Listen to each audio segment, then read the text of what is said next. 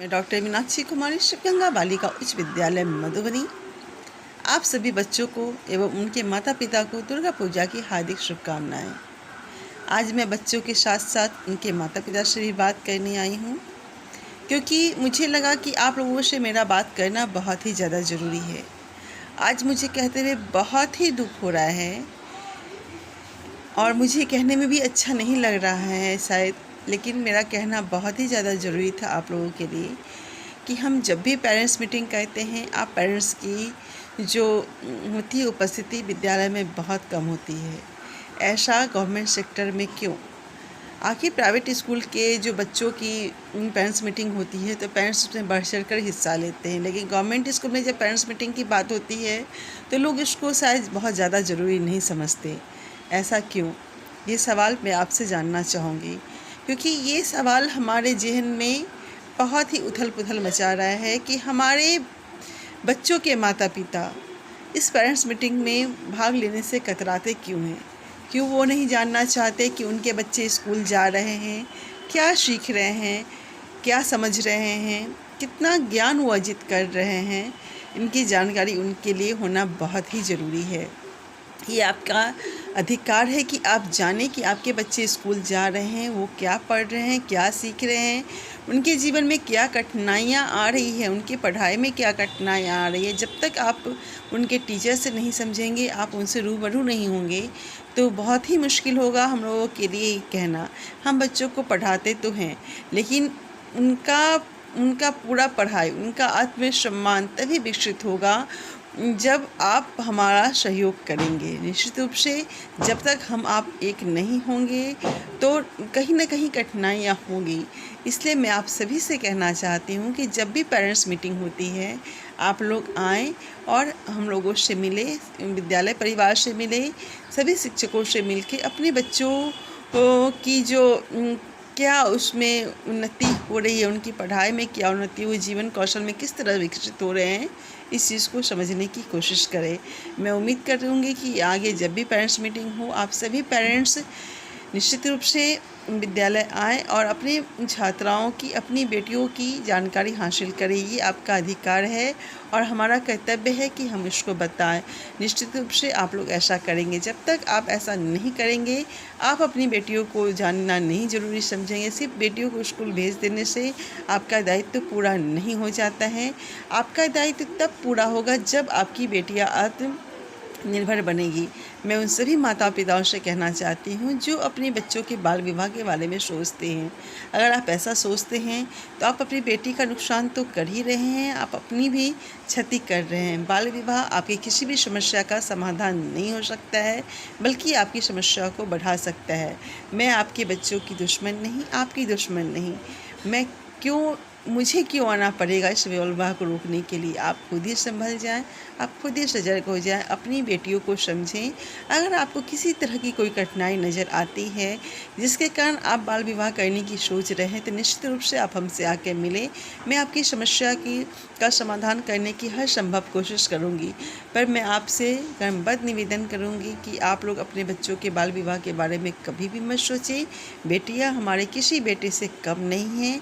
ये बेटियां आपका अभिमान बन सकती है, आपका गुरूर बन सकती है। आप इसको आगे बढ़ने दें, ना कि इसका बचपन ही छीन लें। इस तरह की कोई कोशिश आप न करें। मैं आपसे यह नम्र निवेदन कर रही हूँ, हाथ जोड़ के प्रार्थना कर रही हूँ कि बेटियों को समझें, उन्हें पढ़ने दें। जब तक आपकी बेटियाँ आत्मनिर्भर बनने की पहल नहीं करेगी, उनके अंदर वो जुनून नहीं आएगा कि पढ़ लिख के हमें जीवन में कुछ करना है, अपना नाम बनाना है, अपनी पहचान बनानी है, तो सरकार की कोई भी योजनाएं जो होगी तब तक सफल नहीं होगी जब तक हम आप इसमें सहयोग नहीं करेंगे। हम आप जब तक नहीं चाहेंगे कुछ भी नहीं हो सकता है। इसलिए हम विद्यालय के शिक्षकों और उनके अभिभावकों के बीच में समन्वय स्थापित करना हमारे लिए बहुत ही ज़रूरी है।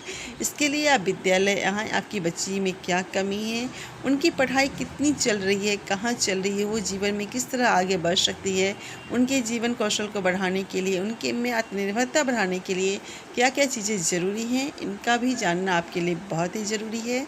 शिक्षित माता पिता होते हैं वो तो आते हैं, लेकिन मुझे बहुत ही दुख के साथ कहना पड़ रहा है कि वो शिक्षित माता पिता तो अपने बच्चों को कहीं न कहीं गाइडलाइन दे लेते हैं कि उनके बच्चे को जीवन में क्या करना है, नहीं करना है।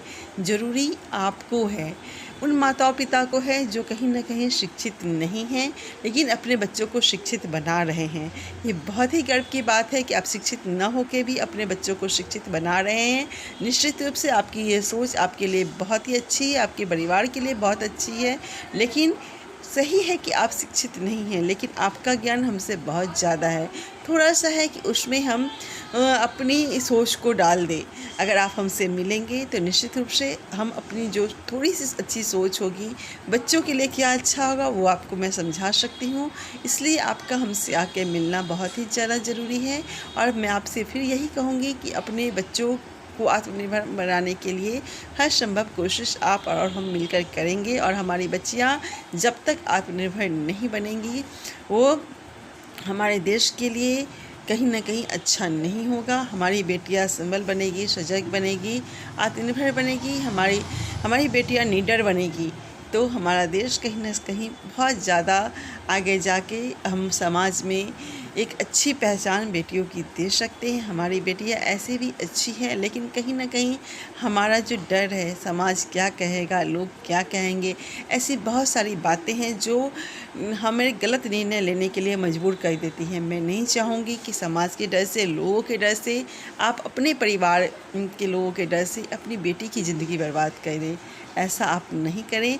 अपनी बेटी को समझें, उनकी कठिनाइयों को समझें, उसे समझाने की कोशिश करें। बेटियों में वो परवरिश, वो आदर्श, वो गुण भरने की कोशिश करें जो आपकी बेटी या आपका भी मान हो। आप हमेशा उसके कान सर ऊंचा करके चले, वो आपका वो गुरूर बने जिस गुरूर पे आप सीना तान के चले, बोले ये हमारी बेटियां हैं। मेरा एक ही उद्देश्य है कि बच्चियों को आत्मनिर्भर बनाना, बाल विवाह से बच्चों को रोकना। मैं चाहूँगी आप सभी माता पिता मेरे इस दौर में, मेरे इस कदम में मेरा साथ दें, अपनी बेटियों को आत्मनिर्भर बनाने में मेरा साथ दें, अपनी बेटियों के बाल विवाह को रोकने में मेरा साथ दें, ताकि समाज से इन सारी बुराइयों को हम दूर कर सकें और बच्चियों में खुद भी पढ़ो और औरों को भी पढ़ाओ की भावना को विकसित करें।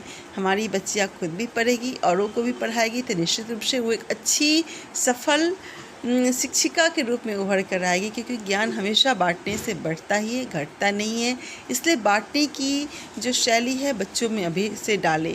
ऐसा नहीं कि बच्चों में इस शैली को ना डालें। जब तक बच्चों में बांटने की शैली, सामाजिकता की शैली को नहीं डालेंगे, सामाजिकता की भावना उसके अंदर नहीं पनपने देंगे, तो निश्चित रूप से यही हमारे परिवार में कहीं ना कहीं बुराई को पनपने देता है। जब हमारी अपनी बेटियाँ होती है तो उसमें हम बांटने की भावना नहीं डालते हैं, लेकिन जब वही बेटियां हमारे बहू बन के आती है तो उन्हें बांटने पे हमें दुख होता है।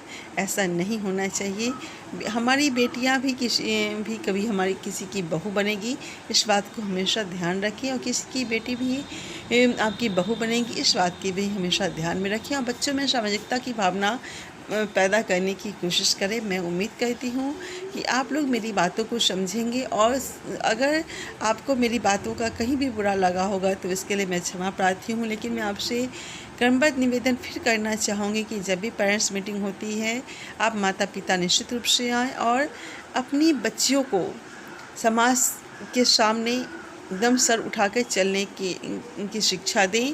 कभी भी उसे झुकने की, गलत बातों में चुप रहने की शिक्षा न दें।